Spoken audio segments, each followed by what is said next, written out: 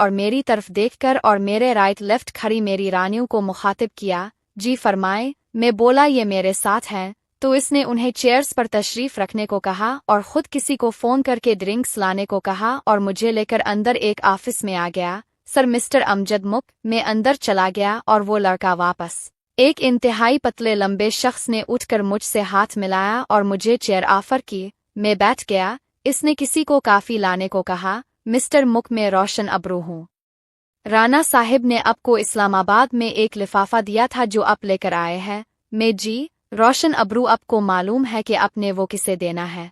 मैं जी राना साहिब ने एक नंबर दिया था कि कराची पहुंचकर इस नंबर पर कॉल कर लूं। मिस्टर मुक वो नंबर तो मेरा है मगर आपको ये लिफाफा यहाँ से इसी किलोमीटर दूर ठट्ठे आगे एक शहर है छोटा सा सजावल, वहाँ एक शख्स है मंगल, इसको पहुंचाना है और आपको कोई परेशानी नहीं होगी। मेरा ड्राइवर मेरी गाड़ी में ले जाएगा सजावल शहर तक। आप मंगल से फ़ोन से राब्ता करना। ये कहकर इसने एक फ़ोन निकाल कर टेबल पर रख दिया। मंगल किसी दूसरे फ़ोन को अटेंड ही नहीं करता। तुम्हें इसे इस फ़ोन से कॉल करना होगी। वो खुद तुम्हें पकड़ लेगा और तुम वो लिफाफा इसके हवाले कर देना और हो सकता है तुम्हें देर हो जाए तो तुम वहीं रुक जाना। ड्राइवर भी वही किसी होटल में रुक जाएगा और अगली सुबह आप लोग वापस कराची आ जाना। इसने अपनी बात खत्म की तो मैं बोला वो सब तो ठीक है अब्रू साहिब मगर इतनी दौड़ में कैसे जा सकता हूँ।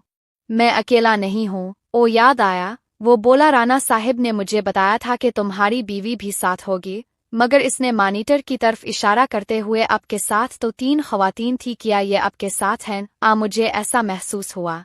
मैं जी ये तीनों मेरी बीवियां हैं और मेरे साथ हैं। अब्रू उठ खड़ा हुआ और मुझसे हाथ मिलाकर बोला शाबा भाई शाबा। 3 बीवियां? मुझसे तो एक भी नहीं संभाली जाती यार। मुझे भी वो गिन बताओ ना यार तुम तीनों को कैसे संभालते हो।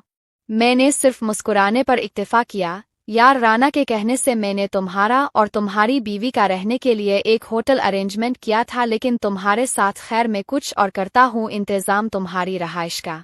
ये कहकर इसने फ़ोन उठाकर किसी सोलंगी को फ़ोन करके मेरे लिए PIA गेस्ट हाउस में बंदोबस्त करने का कहा और मेरा मोबाइल नंबर देकर बोला इस नंबर पर मिस्टर अमजद से राबता करके इन्फॉर्म करना। ओके। इसने मुझसे हाथ मिलाया। ओके मिस्टर मुक मेरा ड्राइवर आपकी खिदमत के लिए आपके साथ होगा। जब भी और जहाँ भी इसकी ज़रूरत हो आप इसे कॉल कर सकते हैं। मैं थैंक्स मिस्टर अब्रू। ये कहकर मैं बाहर आ गया। मेरी रानियां वही बैठी हुई थी मगर उनके सामने खाने के अंबार लगे हुए थे। मुझे देखकर वो उठ खड़ी हुई। इतने में अब्रू का ड्राइवर भी आ गया और बोला सर मैं कासिम हूँ। साई हाजिर साई। इसने हमारा सामान एक ट्राली पर रखा और हम चलते हुए बाहर एक होंडा सिटी कार तक आ गए और हम कराची सदर की तरफ रवाना हो गए। कारसाज से कुछ पहले सोलंगी का फ़ोन आ गया। मुझे तो कराची का इतना पता नहीं था। मैंने फ़ोन कासिम को दे दिया। जी साई। जी ठीक आई मनजा साई। ठीक है मेरे साई। ये कहकर फ़ोन इसने मेरे हवाले कर दिया जिसे मैंने कासिम से लेकर 10 कनेक्ट कर दिया और यूं हम एक शानदार गेस्ट हाउस में पहुंच गए। वहाँ एक बाबा और दरमियानी उम्र की मगर खूबसूरत औरत भी मौजूद थी। शाम हो चुकी थी। मैं और मेरी रानियां थक चुके थे और आराम करना चाहते थे। मैंने अपनी जानम को अपने सुबह के प्रोग्राम के बारे में बताया और ये भी बताया कि हो सकता है मुझे रात भी वही रुकना पड़े। ऐसी सूरत में भी आप लोगों को कोई परेशानी नहीं होगी। वैसे में कोशिश करो गा के शाम तक लूट आओ। जानम ने बुझे दिल के साथ मुझे इजाज़त दे दी और जिमी और गिलनूर को भी बता दिया जिस पर वो भी परेशान हो गई। मैं बोला यार घबराती क्यों हो। अगले 3 दिन हम सब साथ साथ होंगे।